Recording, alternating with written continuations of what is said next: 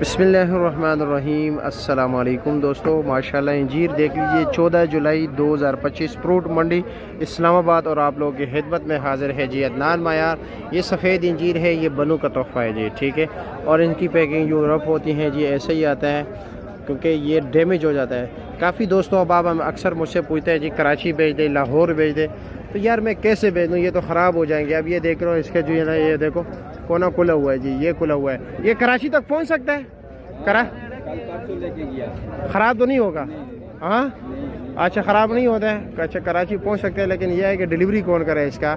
आप डिलीवरी करते हो कराची? भेजते हो कराची या नहीं भेजते हो? यानी अगर कोई मांगे आपसे? हाँ अच्छा, यहाँ पर डिलीवरी वाला कोई है ही नहीं, ठीक है। बाबा जी से मैंने बात रिक्वेस्ट की आप लोगों के लिए कि लाहौर, सियालकोट या दीगर सिटीज़ जो है क्वेटा वगैरह आप भेज सकते हैं। उन्होंने माजरत की। रेट इसका जी तकरीबन 4-4.5 किलो का ना?